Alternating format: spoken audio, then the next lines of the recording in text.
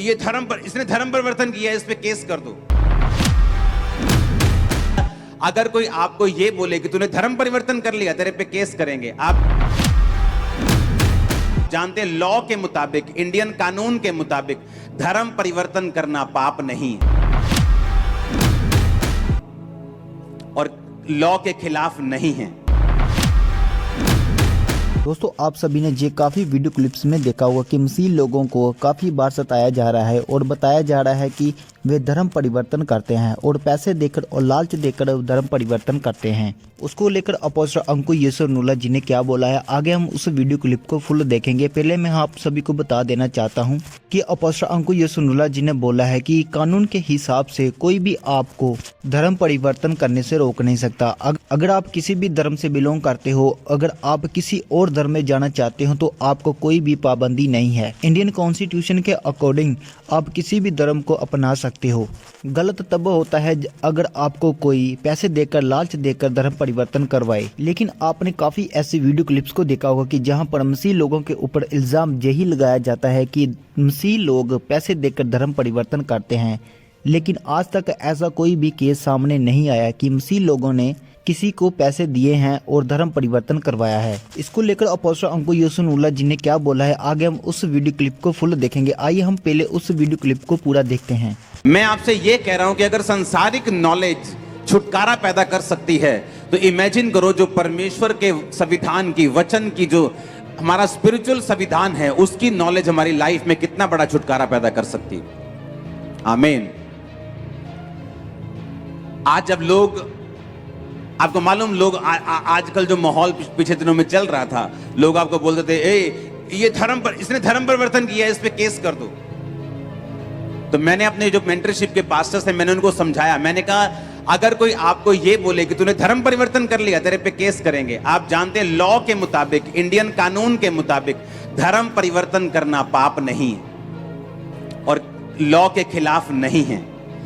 आप लॉ के हिसाब से रोज धर्म चेंज कर सकते हैं और कानून आपको इजाजत देता है, कोई बंदा आप पर कुछ नहीं कर सकता। यहां तक कि, सुनो मेरी बात, लोगों को मालूम है ये बात कि हम धर्म नहीं बदलते हैं।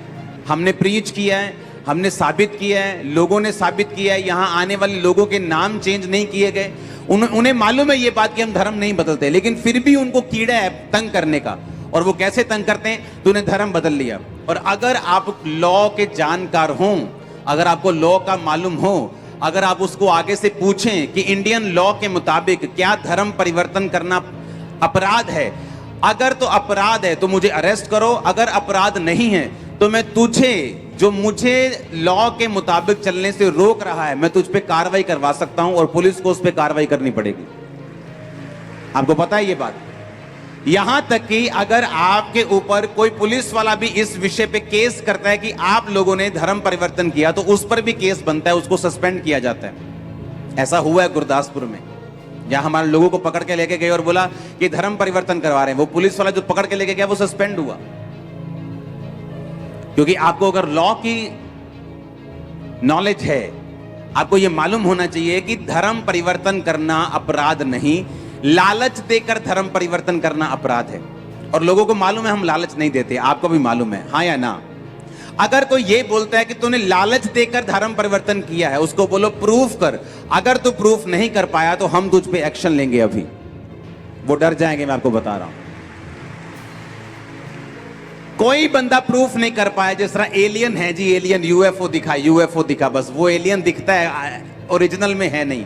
उसी तरह से धर्म परिवर्तन की बात सिर्फ एलियन है, कभी भी ओरिजिनल में साबित नहीं की जा सकती। 50 से 60 लाख लोग पंजाब में क्रिश्चियन हैं, अभी एक भी आप जगह साबित नहीं कर पाए कि हमने धर्म परिवर्तन लालच देके किया होगा, क्योंकि ये है ही नहीं। आमीन। मैं एक संसारिक नॉलेज की बात कर रहा हूं कि अगर आपको संसारिक नॉलेज है तो आप, अगर कोई आपसे बोले कि तूने धर्म, किसी भी बंदे को, दूसरे धर्म के बंदे को ये कहना कि मेरी चर्च में चल या मेरे धर्म को मान, तो ये सब छोड़ दे, ये भी अपराध नहीं है। आप किसी क्रिश्चियन को बोल सकते हो अपना क्रॉस उतार दे, चर्च में जाना बंद कर दे, हमारे धर्म में आ, ये अपराध नहीं है। आप लालच दे के बोलो, डरा के बोलो, धमका के बोलो, वो अपराध है। तो ये आपको अगर नॉलेज है तो ये आपके संसारिक छुटकारे का कारण बनती है। मैं आपको यह समझाने की कोशिश कर रहा हूं कि अगर एक संसारिक नॉलेज से आपको छुटकारा मिल सकता है, तो इमेजिन करो जो बाइबल की नॉलेज है, जो वचन की नॉलेज है, अगर आपको हो तो कितना बड़ा छुटकारा आप और आपका परिवार हासिल कर सकते हैं। इमेजिन करो,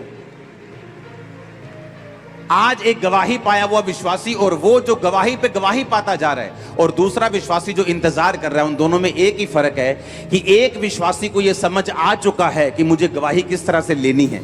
एक विश्वासी को समझ आ चुका कि बाइबल के वचनों पे मुझे किस तरह से चलना है, मुझे किस तरह से परमेश्वर को प्रसन्न करना है, कौन सा काम मुझे नहीं करना, कौन सा काम मुझे करना है। जब उसे ये समझ आ जाती है, वो संविधान को समझ जाता है, बाइबल के संविधान को, बाइबल की आयतों को समझ जाता है, परमेश्वर के वचन को समझ जाता है, वो छुटकारे में एंटर करता है और उसका घराना भी छुटकारे में एंटर करता है। Hallelujah, hallelujah. मैंने अपनी लाइफ में बड़ा छुटकारा देखा है और मेरा विश्वास है कि मैं आपको गाइड कर सकता हूं उस छुटकारे के लिए जो आपको चाहिए। मैंने अपनी लाइफ में हर तरह का छुटकारा देखा है, वो मेरे परिवार का हो, मेरे आत्मा का हो, मेरे शरीर का हो, मेरे फाइनेंस का हो, हर तरह का डिलीवरेंस, हर तरह का छुटकारा, हर तरह के डिलीवरेंस मैंने अपनी लाइफ में ग्रहण किए।